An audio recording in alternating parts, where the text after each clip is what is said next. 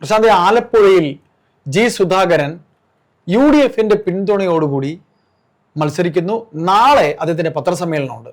UDF പിന്തുണയുള്ള സ്വതന്ത്ര സ്ഥാനാർത്ഥിയായി ആലപ്പുഴ ജില്ലയിൽ അമ്പലപ്പുഴയിൽ അദ്ദേഹം മത്സരിക്കും എന്ന് കേൾക്കുന്നു. എന്തു തോന്നുന്നു?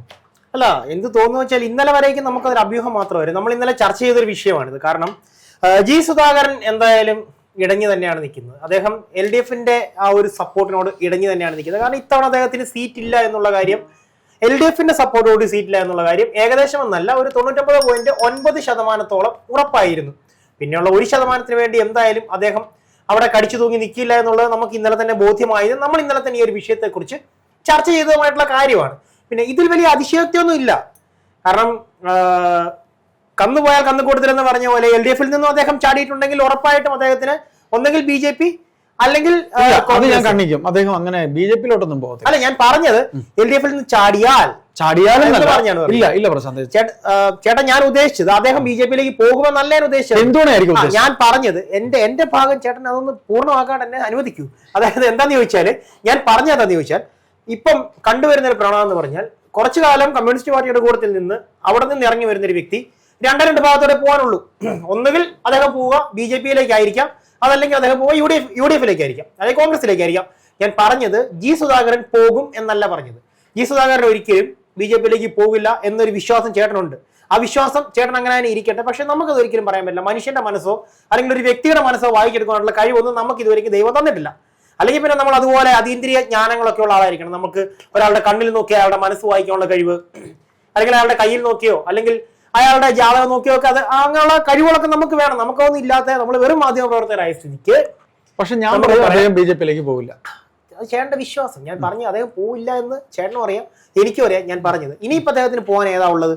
അദ്ദേഹം ഈ പറയുന്ന LDFന്റെ സപ്പോർട്ട് വേണ്ടാന്ന് തീരുമാനിച്ച് അദ്ദേഹം പുറത്തു വന്നു കഴിഞ്ഞാൽ പിന്നെ അദ്ദേഹത്തിന് സപ്പോർട്ട് കിട്ടാനുള്ളത് ഈ പറഞ്ഞ UDFൽ നിന്ന് മാത്രമാണ്. അതല്ലെന്നുണ്ടെങ്കിൽ അദ്ദേഹം ഒരാളുടെയും സപ്പോർട്ട് ഇല്ലാതെ അദ്ദേഹത്തിന്റെ മാത്രം സ്വന്തം വ്യക്തിപ്രഭാവം കൊണ്ട് അദ്ദേഹം മത്സരിച്ച് ജയിക്കേണ്ടി അതിനുള്ള കഴിവും കാലിബറും ഒന്നും അദ്ദേഹത്തിന് ഉണ്ടായിരുന്ന ഒരു കാലം ഉണ്ടായിരുന്നു. പക്ഷെ ഇനിയിപ്പോൾ അദ്ദേഹത്തിന് ഉണ്ടാകുമെന്ന് എനിക്ക് തോന്നുന്നില്ല.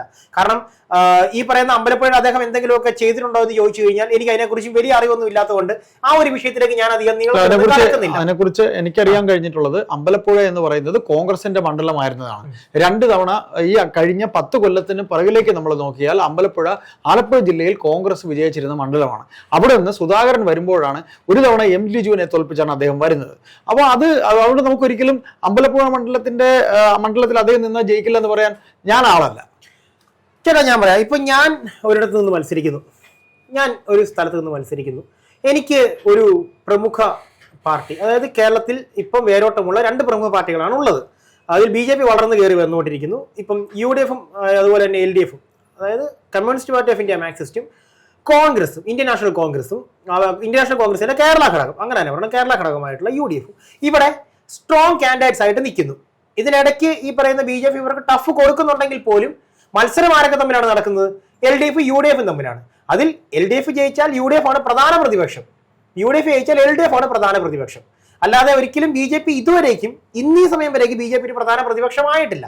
അപ്പം ഇവരിൽ ആരുടെയെങ്കിലും ഒരു സപ്പോർട്ടും കൊണ്ട് ഞാൻ നിന്ന് കഴിഞ്ഞാൽ ഈ കോൺഗ്രസിനാണെങ്കിലും ഈ പറയുന്ന LDFിനാണെങ്കിലും ഒരു കാൻഡിഡേറ്റിനെ സ്വതന്ത്രനായിട്ട് നിർത്തുമ്പോൾ, അതിൽ സ്വതന്ത്ര സ്ഥാനാർത്ഥി എന്ന് പറഞ്ഞ് നിർത്തുമ്പോൾ അതിൽ LDF എന്ന പദവും UDF എന്ന പദവും ഓരോ അണികളുടെയും മനസ്സിലെ ഒരു വലിയ വികാരം തന്നെയാണ്. അല്ലെങ്കിൽ അവർക്കതൊരു അവർക്കതൊരു ഇൻസ്പിറേഷൻ ആണത്. അല്ല പ്രശാന്ത്, അവിടെ UDFന്റെ സ്വതന്ത്ര സ്ഥാനാർത്ഥിയായിട്ടൊന്നും പോസ്റ്ററിൽ ഉണ്ടാവില്ല.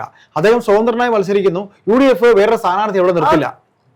അത് തന്നെ ഒരു സപ്പോർട്ടല്ലേ. അദ്ദേഹം മുൻപ് അമ്പലപ്പുഴയിൽ നിന്നപ്പോൾ LDFന്റെ സ്ഥാനാർത്ഥി തന്നെയായിരുന്നു. അദ്ദേഹം അരിവാൾ ചുറ്റിക നക്ഷത്രം ആ ഒരു ചിഹ്നത്തിൽ തന്നെയാണ് മത്സരിച്ചത്. ആ ഒരു ചിഹ്നത്തോട്, അല്ലെങ്കിൽ അരിവാൾ ചുറ്റിക നക്ഷത്രം എന്ന് പറയുന്ന ചിഹ്നത്തോടും അരിവാളും നെല്ലും എന്ന് പറയുന്ന ചിഹ്നത്തോടും ഈ പറയുന്ന LDF അണികൾക്കുള്ള ഒരു വികാരമുണ്ട്. അത് എത്രയൊക്കെ കണ്ടു കഴിഞ്ഞാൽ അത് അവരുടെ ഞരമ്പിലെ രക്തത്തിൽ ഊറിപ്പോയിട്ടുള്ള ഒരു വികാരമാണ്. അരിവാൾ ചുറ്റിക നക്ഷത്രം എന്ന് പറഞ്ഞാൽ ഒരു യഥാർത്ഥ കമ്മ്യൂണിസ്റ്റിന്റെ വിപ്ലവ രക്തം തിളയ്ക്കുവാനായിട്ട് ആ ഒരു ചിഹ്നം മാത്രം മതി. വേറെ അധികമൊന്നും ഒരിടത്തേക്കും തപ്പി പോകേണ്ട ആവശ്യമൊന്നുമില്ല. അതും അമ്പലപ്പുഴയാണ്, അതായത് ആലപ്പുഴയോട് അത്രയധികം അടുത്ത് കിടക്കുന്നത്. വിപ്ലവം ഉണർന്നു വന്ന ആലപ്പുഴയോട് ചേർന്ന് കിടക്കുന്ന അമ്പലപ്പുഴയിൽ അരിവാൾ ചുറ്റിയ നക്ഷത്രത്തോടു കൂടി ജി സുധാകരൻ വന്ന് നിൽക്കുമ്പോൾ അതിനേക്കാൾ വലുതായിട്ട് എന്ത് വേണം അദ്ദേഹത്തിന് വോട്ട് കിട്ടുവാനായിട്ട്? ഒന്നും വേണ്ട. വിപ്ലവത്തിന് ഏറ്റവും കൂടുതൽ വേരോട്ടമുള്ളത് കണ്ണൂരാണെന്ന് പറഞ്ഞാലും ആ വേരുകൾ പടർന്ന് വ്യാപിച്ചിട്ടുള്ളതും അതിന്റെ ചെങ്കൊടി ഏറ്റവും കൂടുതൽ കാറ്റിൽ പാറി പറന്നിട്ടുള്ളതും ആലപ്പുഴയുടെ മണ്ണിലാണ്. അല്ലെന്ന് ചേട്ടന് പറയാൻ പറ്റുമോ? തീർച്ചയായിട്ടും ആലപ്പുഴയുടെ മണ്ണിലാണ്. ആലപ്പുഴയുടെ ഹൃദയത്തിൽ ഇപ്പോഴും ഈ പറയുന്ന കമ്മ്യൂണിസ്റ്റ് പാർട്ടിക്ക് ഒരു സ്ഥാനമുണ്ട്. അത് ഏതൊക്കെ പാർട്ടികൾ വന്നാലും ആരൊക്കെ വന്നെന്ന് പറഞ്ഞാൽ ഞാൻ പൂർത്തിയാക്കില്ല. ചേട്ടന് ഖണ്ഡിക്കാനുള്ള സമയം ഞാൻ തരികയാണ്. പൂർണ്ണമായിട്ട് ചേട്ടൻ ഇതിനെ ഖണ്ഡിക്കാം. കാരണം അതാണല്ലോ ഒരു ഡിബേറ്റ് എന്ന് പറയുന്നത്. ചേട്ടൻ ഖണ്ഡിക്കണം, എന്നാലും എനിക്ക് ബാക്കി കാര്യങ്ങൾ പറയാൻ പറ്റൂ. ഞാൻ പറഞ്ഞത് കറതീർന്ന കമ്മ്യൂണിസ്റ്റുകൾ, ഇന്നത്തെ പുതിയ കമ്മ്യൂണിസ്റ്റ് അനുഭാവികളുടെ കാര്യമല്ല ഞാൻ പറയുന്നത്. കറതീർന്ന കമ്മ്യൂണിസ്റ്റുകളുടെ ഒരു 88 മുതൽ ഒരു 90 വരേക്ക് ജനിച്ച് കമ്മ്യൂണിസ്റ്റ് ആയിട്ട് വന്നിട്ടുള്ള 35നും 30നും ഇടയ്ക്ക് പ്രായമുള്ള ഇപ്പോഴത്തെ യുവതലമുറയുടെ ഹൃദയത്തിലും അവരുടെ ഞരമ്പിലോടുന്ന ചോരയിലും വരേക്കും വിപ്ലവമുണ്ട്. അതിനുശേഷം ഇപ്പൊ ഡിവൈഎഫ്ഐ എന്ന് പറഞ്ഞ് ഇപ്പൊ ട്രോളുകൾ ഡിഫി എന്ന് പറഞ്ഞ് നിറഞ്ഞിരിക്കുന്ന കുറെ പാൽക്കുപ്പി കുഞ്ഞുങ്ങളുണ്ട്. ഏതെങ്കിലും ഒരു പാർട്ടിയുടെ പേരിൽ എന്തെങ്കിലുമൊക്കെ ചെയ്യണമെന്ന് പറഞ്ഞാൽ പാൽക്കുപ്പി കുഞ്ഞുങ്ങളുണ്ട്. അവന്മാർക്ക് എവിടെയെങ്കിലും പോയി തല്ലുകൊണ്ട് കഴിയുമ്പോഴേക്കും സപ്പോർട്ടിനായിട്ടും അല്ലെങ്കിൽ അവന്മാർക്ക് കണ്ട തോന്നിയവാസങ്ങൾ കാണിക്കാനായിട്ട് മാത്രം ഡിവൈഎഫ്ഐ ചാരി പിടിച്ച് കിടക്കുന്ന പാൽക്കുപ്പി കുഞ്ഞുങ്ങളുടെ കാര്യമല്ല ഞാനിവിടെ പ്രതിപാദിക്കുന്നത്. ഞാൻ പറയുന്നത് ഇപ്പോൾ ഈ പറയുന്ന യൗവനം വിട്ട് മധ്യവയസ്സിലേക്ക് പ്രവേശിക്കാൻ പോകുന്ന ഒരു പറ്റം ആളുകളുണ്ട്. കമ്മ്യൂണിസ്റ്റ് പാർട്ടിയിൽ വിശ്വസിക്കുന്ന ഒരു പറ്റം ആളുകളുണ്ട്. അവരുടെ ഞരമ്പിലോടുന്ന രക്തത്തിൽ ഇന്നും വിപ്ലവത്തിന്റെ ചൂട് വളരെ കൂടുതലാണ് ചേട്ടാ. അതല്ലെന്നുണ്ടെന്ന് ചേട്ടൻ സംശയം എന്തെങ്കിലും ഉണ്ടെന്നുണ്ടെങ്കിൽ, അതല്ലെന്നാണ് ചേട്ടൻ പറയുന്നതെന്നുണ്ടെങ്കിൽ, അങ്ങനെയുള്ള ഒരു കമ്മ്യൂണിസ്റ്റ് അനുഭവവുമായിട്ട് ചേട്ടൻ ഒരു 10 മിനിറ്റ് സംസാരിച്ചു കഴിഞ്ഞാൽ ചേട്ടനെ തോന്നും ദേ ഇവനൊരു അന്തമാണല്ലോ എന്ന് ചേട്ടൻ തോന്നിപ്പോവും. അത് അവൻ അന്തമായത് കൊണ്ടല്ല ചേട്ടാ. കാരണം അവൻ വളർന്നു വന്നപ്പോൾ അവൻ കണ്ടിട്ടുള്ള ഒരു കമ്മ്യൂണിസ്റ്റ് പ്രസ്ഥാനമുണ്ട്. ഞാൻ മുൻപൊരിക്കൽ പറഞ്ഞതുപോലെ സഖാവ് EK നായനാരും അതുപോലെ തന്നെ EMS നമ്പൂതിരിപ്പാടും അതുപോലെ തന്നെ VS അച്യുതാനന്ദനും കൈയും മെയ്യും മറന്ന് പ്രവർത്തിച്ച് അവരുടെ ഓരോ പ്രസംഗത്തിലൂടെയും അവരുടെ ഓരോ അഭിമുഖങ്ങളിലൂടെയും ഓരോ യുവാക്കളുടെയും ഞരമ്പിലേക്ക് വിപ്ലവമായിട്ട് പടർന്നു കയറിയ ഒരു കമ്മ്യൂണിസ്റ്റ് പ്രസ്ഥാനം ഉണ്ട് ചേട്ടാ. അത് ഇന്നിവിടെ കൈമോശം വന്ന് പോയതാണ്. ഓരോ കമ്മ്യൂണിസ്റ്റുകാരെയും നെഞ്ചിലെ നീറ്റല് അറിയാം. ഇത് കത്തി ജ്വലിച്ച് തീർന്നുകൊണ്ടിരിക്കുകയാണ്, കരിക്കട്ടയിലേക്ക് കടന്നുകൊണ്ടിരിക്കുകയാണ്. ഇപ്പോൾ വരുന്നത് പുകയുന്ന കനൽ തുണ്ടുകൾ മാത്രമാണെന്നറിയാം. പക്ഷെ ഇപ്പോഴും അന്തമെന്ന് വിളിച്ചാലും എന്ത് പറഞ്ഞാലും പ്രതികരിക്കാതെ ഇതിനെ വിശ്വസിച്ച് പോകുന്നത് എന്തെന്ന് ചോദിച്ചു കഴിഞ്ഞാൽ ഇപ്പോഴും ഒന്ന് ഞങ്ങൾക്ക് കാതോർത്ത് കഴിഞ്ഞാൽ ഞങ്ങളുടെ ചെവിക്കുള്ളിൽ ഇപ്പോഴും EMS നമ്പൂതിരിപ്പാടിന്റെ വിക്കിയുള്ള തീ വളർത്തുന്ന പ്രസംഗം ഇന്നും ഞങ്ങൾക്ക് കേൾക്കാൻ സാധിക്കും എന്ന് ഓരോ കമ്മ്യൂണിസ്റ്റുകാരനും പറയും. ഞാൻ പറയുമെന്നല്ല പറയുന്നത്. ഇന്നും ഞങ്ങൾ കണ്ണടച്ച് പിടിച്ചൊന്ന് കാതോർത്ത് കഴിഞ്ഞാൽ ഇപ്പോഴും ഞങ്ങളുടെ സഖാവിന്റെ ഇടയ്ക്കിടയ്ക്ക് വലതുപക്ഷത്തെ ചാരുന്നത് പോലെ റൈറ്റ് എന്ന് പറഞ്ഞ് സംസാരിക്കുന്ന ഞങ്ങളുടെ സഖാവ് EK നായനാരുടെ ശബ്ദം ഞങ്ങളുടെ ഓരോരുത്തരുടെയും കാതുകളിലും ഹൃദയത്തിലും ഇന്നും മുഴങ്ങുന്നുണ്ട്. അതുപോലെ തന്നെ ഇപ്പോഴും ഞങ്ങളൊന്ന് കണ്ണടച്ചൊന്നിരുന്നു കഴിഞ്ഞാൽ നീട്ടി വലിച്ചുള്ള ആ സഖാവിന്റെ ശബ്ദം ഇന്നും ഞങ്ങളുടെ ഹൃദയത്തിൽ മുഴങ്ങും, ഞങ്ങളുടെ കാതുകളിൽ മുഴങ്ങും. ഞങ്ങൾക്കതെല്ലാം കൈമോശം വന്ന് പോയി എന്ന് ഞങ്ങൾക്കറിയാം. പിന്തിരിഞ്ഞു നോക്കുമ്പോൾ ഞങ്ങൾ തോറ്റുപോയവരാണെന്നും ഞങ്ങൾക്കറിയാം. പക്ഷെ തോറ്റത് ഞങ്ങളുടെ വിപ്ലവമല്ല എന്ന് ഓരോ കമ്മ്യൂണിസ്റ്റുകാരനും നെഞ്ചിൽ കൈവച്ച് പറയും. കാരണം തോറ്റുപോയത് അവർ വിശ്വസിച്ച പ്രസ്ഥാനത്തിലേക്ക് അവരുടെ അനുവാദത്തോടു കൂടി അവർ തന്നെ കയറ്റിയിരുത്തി ഇന്ന് പ്രസ്ഥാനത്തിന് മേലെ വളർന്ന് ആ പ്രസ്ഥാനത്തെ മുച്ചൂടും മുടിക്കുന്ന ചില ഇത്തൽ കണ്ണുകൾ മൂലമാണെന്ന് മനസ്സിലാക്കാനുള്ള ബോധവുമുണ്ട്. പക്ഷെ അപ്പോഴും ഞാൻ മുൻപ് പറഞ്ഞൊരു കാര്യമുണ്ട് കേട്ടോ. എന്തെന്ന് ചോദിച്ചു കഴിഞ്ഞാൽ ആ ചിഹ്നം, ആ മുദ്രാവാക്യം അത് ഇന്നും ഓരോ കമ്മ്യൂണിസ്റ്റിന്റെയും ഹൃദയത്തിൽ അടിയുറച്ചു പോയതുകൊണ്ട് അതിനെ വിട്ട് മറ്റൊന്നിലേക്കും പോകാൻ സാധിക്കാത്തത് കൊണ്ട് മാത്രമാണ് ഇങ്ങനെയുള്ള വിഷജന്തുക്കളാണെന്ന് അറിഞ്ഞുകൊണ്ട് പോലും ആ ചിഹ്നത്തിന് നേരെ കുത്തേണ്ടി വരുന്നത്. പക്ഷെ നമ്മുടെ പ്രശ്നം ഇവിടെ ആരാണ്? ജി സുധാകരൻ സാറാണ്. അദ്ദേഹം എന്തായാലും UDFന്റെ ഇതിൽ മത്സരിക്കും, UDFന്റെ സപ്പോർട്ടോടെ മത്സരിക്കും. അമ്പലപ്പുഴയിൽ UDF ഒരു സ്ഥാനാർത്ഥിയെ ഇടില്ല, കോൺഗ്രസ് ഒരു സ്ഥാനാർത്ഥിയെ ഇടില്ല എന്നാണ് ഇപ്പോൾ നമുക്ക് വിശ്വസനീയമായ കേന്ദ്രങ്ങളിൽ നിന്ന് ലഭിക്കുന്ന റിപ്പോർട്ടുകൾ. എന്താണെങ്കിലും നാളെ അദ്ദേഹത്തിന്റെ പത്രസമ്മേളനം ഉണ്ട്. അദ്ദേഹം നമ്മൾ മാധ്യമപ്രവർത്തകർക്ക് ഉള്ള ഒരു വിരുന്ന് തന്നെ തരും. കാരണം അറിയാലോ ജി സുധാകരൻ സാറാണ്.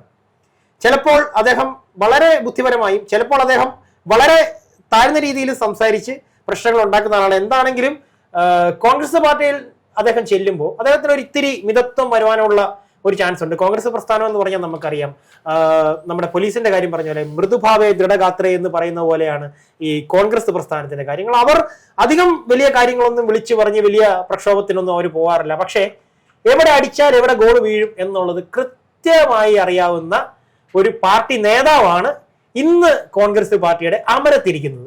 അതാരാണെന്ന് ഞാൻ പറയാതെ തന്നെ അറിയാം. അദ്ദേഹത്തിന്റെ ഇന്നത്തെ ഒരു ഫോട്ടോ എടുത്ത് കാണിച്ചിട്ട് എന്നോട് ചേട്ടൻ പറഞ്ഞത് നോക്കൂ, അദ്ദേഹം ട്രെൻഡിനൊപ്പമാണ് നീക്കിക്കൊണ്ടിരിക്കുന്നത്.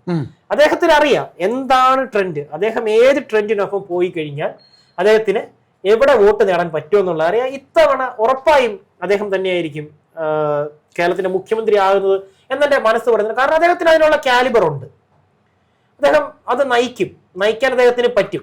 ഇനി ചേട്ടന് ഖണ്ഡിക്കാനുള്ള സമയമാണ്. ഞാൻ പറഞ്ഞ സംഭവത്തിൽ ചേട്ടന് ഖണ്ഡിക്കാനുള്ള സമയമായിരിക്കും. ഞാൻ പൂർണ്ണമായും എന്നെ ചേട്ടന് വിട്ടു തന്നിരിക്കുകയാണ്. അല്ല, അതിൽ ഖണ്ഡിക്കാനൊന്നുമില്ല. താങ്കൾ പറഞ്ഞ പോലെ ആലപ്പുഴ ഇന്ന് ചുവന്ന മണ്ണൊന്നുമല്ല. ആലപ്പുഴ പണ്ടും ചുവന്ന മണ്ണായിരുന്നു. ആലപ്പുഴയാണ് CPM ഏറ്റവും വിഭാഗീയത ഉണ്ടായിരുന്ന ജില്ല. CPM പുന്നപ്ര വയലാർ പി കൃഷ്ണപിള്ളയുടെ ജനനം നടന്നത് ആലപ്പുഴയിലാണ്. പാർട്ടി ഉണ്ടായത് ആലപ്പുഴയിലാണ്. അല്ല, പാർട്ടി ഉണ്ടായത് കണ്ണൂരാണ്. പക്ഷെ പാർട്ടി അതെ ഈ ആലപ്പുഴയിലാണ്. അപ്പോ താങ്കൾ പറഞ്ഞ പോലെ അത്ര കണ്ട് ചുവന്ന മണ്ണല്ല. അരിവാൾ ചുറ്റിക നക്ഷത്രത്തോടോ അരിവാൾ നെൽക്കതിരിനോടോ അവിടെയുള്ളവർക്ക് അത്ര വലിയ ആഭിമുഖ്യം ഇല്ല എന്ന് മാത്രമേ ഉള്ളൂ.